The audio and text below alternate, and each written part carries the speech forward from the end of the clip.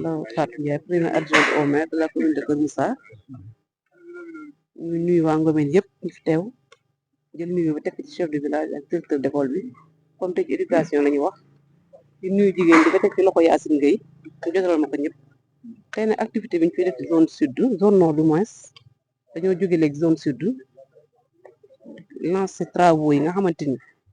moo concerne clôture des écoles yi nga xamante ni tey bu ñu jógee zone sud càmmox lañ fa def nañ leen ñu ñëw tey zone nord def Ngomeen bu ñu paree war a dem ñaxit bu ñu fa jógee war a dem Kër Moussa Kër Yaxam yooyu yëpp ñu war a def tey lancement bi mu nekk projet boo xamante ni nag projet phare la boo xamante ni maire daf ko tenir à cœur bu ko soxaloon la ndax ku ne xam na ne sécurité école li ko war di ko def mooy nga am mur de clôture nga xamante ni rab yi duñ fi dugg sàmm gi aussi duñ fi mën a dugg xale yi aussi dañ mën nekk benn sécurité bu am solo bu fekkee ñoo def récréation donc loolu moo gën a poussé maire à ce que mu taxaw ci projet ba lépp mën a sotti mu nekk mébét bu yàgg nag boo xamante ni ñëpp ñu ngi ko doon jàmbat tey budget heure bu ñëwee boo duggee ci éducation mur clôture mi école nga jëkk a dégg donc tey ji yàlla suturaal ni ba ñu mën ko réaliser dañu sant yàlla di ñaan yàlla mi nga xam dara tëwu ko yàlla ñu yàlla suturaal bañ sottal lépp xeer bi ñu teg fii tey tamit ñi ko fekk ñëpp yàlla nañ dund ba fekk ci lu baree bare chef de village bi tamit nettali ci bëri ay sëtam école bi kat ñuy teg xeer clôture ñoo ko fekke woon ñaaral ci maire yàlla dafa ko gudd fan dafa ko wér suturaal ko ba mu tamit am ci maire bi yëpp yàlla sottal ko daraje seen na xam di ci gërëm aussi di ci sant suñu secrétaire municipal bi nga xamante moo ñu facilité lépp di ñaan aussi promoteur yi entrepreneur yi nga xam ñoo gagné marché yi yàlla suturaal lim ñun tamit ba deadline yi nga xamante moom lañ leen jox 3 mois yàlla suturaal la ba ñu mën koo mottali lépp ci barkeelu ci bi loolu lañ fi am ay kàddu ndax mën nañu xam délégation bi ñun ñoo accompagné waaw délégation bi tey moom maire moo ko war na jiite parce que projet la boo xam da koo soxaloon lool waaye dafa am ngànt ba ñu ñëw moo tax mu yabal ñu tey man maag Fatou fi sama wet ñun ñi adjointe au maire comme Gabriel Marie Bopp ñun ñëpp mën kenn ku boo teewoon tey mën nga représenté sa morom ak conseil municipal yi fi teew yëpp ak presse bi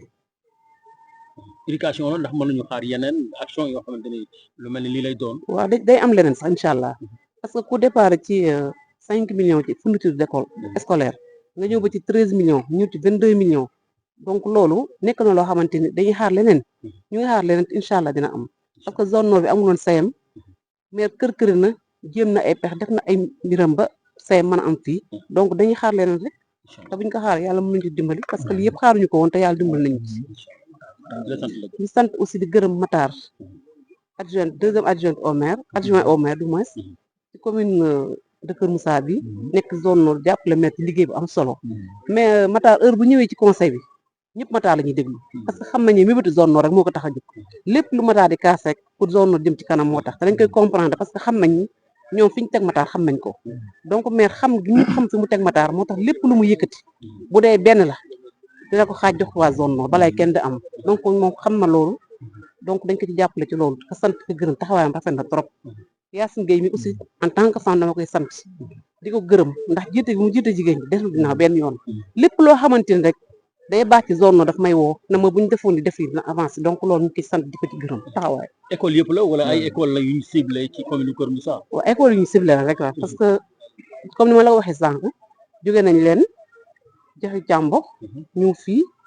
Ngomeen bu ñu paree dañuy dem ñaxit suñu paree fii dañuy dem Kër Yaxam bu ñu paree aussi dañuy dem école 2 su Kër Moussa waaw merci chef de village waaw nuyu ñëpp di siyaar ñëpp di leen dalal jàmm madame le maire jërëjëf waaw Cheikh Ngom chef de village Ngomeen Touba Ngomeen waaw ba Cheikh nga recevoir tey lii tey ban mbégte ngay fësal kontaan rek parce que lii dañ ko yàgg bëgg lu ma 10 ans ñu ngi koy wut di ko am mais mënaguñ ko am ren la ko yàlla dogal yàlla na yàlla eggal ci jàmm waaw ñu ngi nuyu itam kilifa yi ñu ngi dajal waaw muy madame le maire mi ak ñu fi nekk ñu àndal seen délégation kontaan nañ ci yéen bu baax a baax madame le maire kontaan nañu ba demee nga ni maire kontaan nañu yàlla na yàlla eggale rek waaw entrepreneur bi tamit ñu ngi koy gërëm di ko sant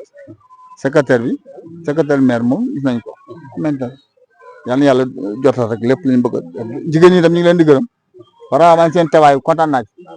waaw vraiment man moom seen teewaay kontaan naa ci seen baax a baax waaw seen teewaay rafet na yàlla na yàlla dolli su doole jubóo gi doole ànd gi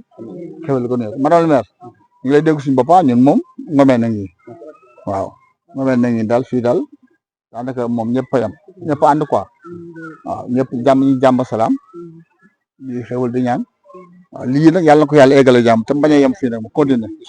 waaw directeur moom woo suba teel wax ma ko man yóbbu woon affaire bi sax waaye yàlla def na moom taxawaayam dama rafet na quoi léegi daal mi ngi noonu yàlla nañu yàlla dolli xewal rek. kon daal ni la bett tey baax na. waaw baax na waaw rafet kontaan naa ci lool bettul jàmm la quoi waaw waaw. waaw xaaral waaw ñu bàyyi la nga nuyoo rek présenté wax ñu. waaw asalaamaaleykum man la monsieur Wade directeur de l'école élémentaire de Ngomen 2 dans la commune de Keur Moussa. Je prends d'abord la parole au nom de notre inspecteur l'IEF de Thiès département pour formuler quelques mots de satisfaction rek par rapport à ce projet-là parce que vraiment ñun kontaan nañ ci lool. École bi ça c'est une vieille doléance depuis sa création en 2006 xam nga yàgg na pratiquement 20 ans on vient d'avoir un mur de clôture donc là moom vraiment sujet bu yàgg la mais kontaan nañ ci trop. di remercier encore le monsieur le maire parce que à chaque fois que ñu def ay demandes jege ko dina bàyyi xel quoi jëm ci suñu soxla te mu ñu ci taxaw bu baax quoi. di gërëm aussi la population de Ngomen xam ni lépp lu école bi soxla dañ ci taxaw suba ngoon donc vraiment ñu ngi jàppale bu baax ci liggéey bi waaw di sant yàlla di gërëm ñëpp daal. ndawal monsieur le maire Moussa Diouf. waaw ñu ngi sa activité yu muy def par rapport ak éducation. waaw Issa Diouf loolu ñu mën a wax foofu récemment rek. ci don yi ñu defoon. waaw Issa Diouf moom ngeen seen boss ak nu ngeen ko jotee. Issa Diouf moom c'est notre collègue il connaît très bien les mots de l'école donc lui il nous représente bien parce que lors de la remise des dons il a fait tout pour que Ngomen soit doté de table banc et ça nous lui en remercions profondément nous sommes très contents vraiment Issa Diouf moom vraiment c'est notre interlocuteur direct à chaque fois que l'école de Ngomen a besoin de quelque chose vraiment il réagit promptement vraiment nous lui souhaitons longue vie ensuite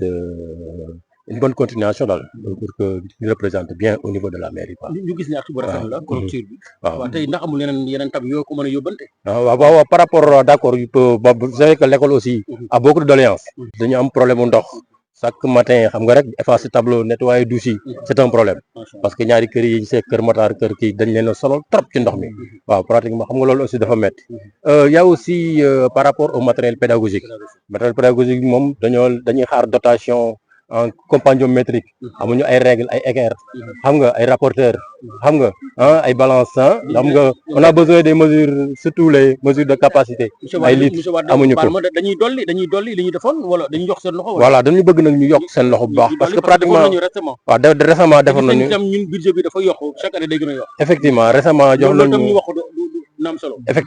nañu ay rames de papier vraiment rames de papier on a bien démarré c'est avec ces rames de papier sax qu'on a organisé les tests là donc c'était bienvenu à point nommé quoi mais il y a aussi d'autres doléances parce que on a besoin de matériel de bureautique mais les maîtres n'ont pas de bureau dans les classes n'ont pas de chaises aussi le bureau aussi manque d'imprimante manque d'ordinateur manque de photocopieur donc vraiment nous avons besoin de beaucoup de choses voilà même dans le matériel pédagogique il nous faut des cartes murales il nous faut des plans scientifiques tout cela l'école le manque réellement quoi vraiment nous souhaitons que vraiment la mairie fait de mieux mais nous voulons qu'il se sacrifie davantage quoi voilà pour que puisse aider l'école quoi. Merci. Il y a ça aussi quoi. Ok, merci beaucoup. Et toute la population qui ont ménagé aucun effort pour faire le déplacement pour que ce accueil-là soit chaleureux quoi. Nous le remercions beaucoup. Salam alaikum, c'est Mouché Kandousan, CGC Elite. D'abord, nous tenons à remercier déjà la commune de Keur Moussa de nous avoir octroyé le marché parce qu'il y a eu plusieurs entreprises qui avaient soumissionné. Entreprises yu bëri dañu déposé woon seen candidature pour gagner marché mur de clôture mairie Keur Moussa am confiance dénk ñu marché bi ñoo ngi ñaan suñu borom ci kattanoom mu renforcer nu jox ñu doole avant terme bi ñu mën a livrer marché bi waa Keur Moussa surtout commune bi ñu bañ a am mbégteel wala am lu leen di heurter ci liggéey bu leen di waaj a defar tey pose première prière la ndax mënuñu xam durée de temps bi ñu war a def. Madame le maire wax na ko léegi ci kàddoom c'est 3 mois. 3 mois. Mais espérons que avant 3 mois yi nañ leen livrer le marché bi. waaw vraiment aussi di remercier population bi. waaw c'est vrai ñooy doo commencé mais déjà accueil bi ak ouverture bi vraiment ñoo leen di remercier ci loolu. waaw vraiment ñooy ñaan aussi ñu bañ a am mbetteel ci entreprise bi bañ a am dara du leen di métti parce que partenariat la ñu wax ak commune bi mais aussi ak population bi vraiment loolu laa moon lu may wax. Aujourd'hui, on est dans le village d'Ongomen, dans la commune de Keur Moussa. On était venu ici pour faire le lancement des travaux pour les murs de clôture des 16 écoles. Ici même, on peut préciser qu'on avait l'habitude de dire 14 écoles, mais effectivement, c'était une lapsus, c'est une erreur. C'est 16 écoles au lieu de 14 écoles. Donc, on a débuté les travaux à partir d'aujourd'hui pour une durée de 3 mois. Donc, on est ici à Ngomen, comme je l'ai dit tout à l'heure, pour faire l'effectivité de ces travaux. Donc, je pense que techniquement, c'est faisable avec les 3 mois. Là, on prie l'entrepreneur de faire beaucoup d'efforts, d'engager le maximum de main-d'œuvre pour pouvoir satisfaire le délai de 3 mois. Parce qu'il y a la main-d'œuvre locale, il y a la main-d'œuvre qui est ailleurs. Je pense que le Sénégal actuellement n'est pas tellement dépourvu de main-d'œuvre dans le BTP. Donc, je pense qu'avec les 3 mois, ça peut aller. Inch'Allah. Bon, le budget global des 16 écoles, ça dépasse les 250 millions. Mais en tout cas, on est autour de 250 millions. Pour cela aussi, c'est le moment de féliciter le conseil municipal qui est dirigé par Michel le maire, avec qui il travaille avec la commission, mais aussi avec le secrétaire municipal, qui ne ménage aucun effort pour vraiment satisfaire les besoins de la communauté. Donc, je pense qu'avec un budget de 250 millions, on atteindra largement les objectifs. Il reste d'ailleurs 2 écoles à corriger, à clôturer. Donc, c'est le moment aussi de dire qu'un peu de patience, Inch'Allah, pour l'année prochaine, on fera tout pour que les 2 écoles qui restent soient clôturées. Il y a d'autres doléances qui restent aussi. Vous m'avez vu tout à l'heure entrer et sortir dans les salles de classe. C'est pour prévoir à peu près les écoles, les salles de classe à réfectionner, les toilettes aussi à ajouter parce que les écoles ont des toilettes mais ont un déficit de toilettes. Donc on a prévu on va prévoir pour cette année-ci dans le budget pour que les toilettes soient augmentées dans toutes les écoles. Au-delà de ça aussi, on parle d'eau additionnée. Je l'ai répété dans plusieurs émissions. Je pense que ce sera bientôt un vieux souvenir pour que les écoles comme Ngomen, on fasse tout pour que aussi on ajoute, on fait l'addiction en eau. Il y a d'autres problèmes évoqués, les tables bancs. Je pense qu'on a commencé, on va continuer le même programme. Il y a les compétitions métriques qu'il a parlé. Comme je suis un enseignant, je suis dans le métier, on a pris bonne note pour les autres. En tout cas, on fera tout pour maximiser les efforts pour que cette année-ci, il y ait moins de problèmes dans les écoles. Inch'Allah. Donc, c'est le moment aussi de vous remercier tout le village de Ngomen qui nous a accueillis à travers le chef de village, les notables, les femmes aussi. Vraiment, on salue leur présence. Les enseignants à la tête duquel le directeur a parlé tout à l'heure. Donc, nous remercions toute la communauté de Ngomen et de Keur Moussa. Vraiment, l'accueil a été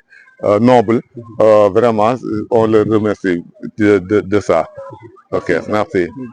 di ñaan liggéey bi nga xam moom ngeen sumb nii muy liggéey bi dañ ko yàkkamte lool ñëw na ci waxtoom bu doon passé waxtu ñu ne passé nag waaye nag alhamdulilah bu ko ñëw na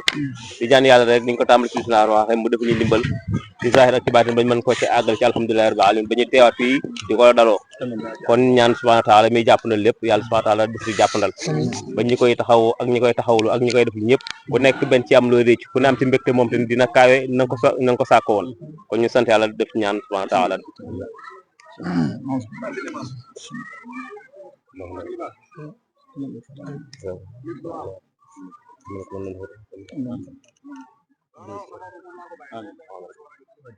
Amin.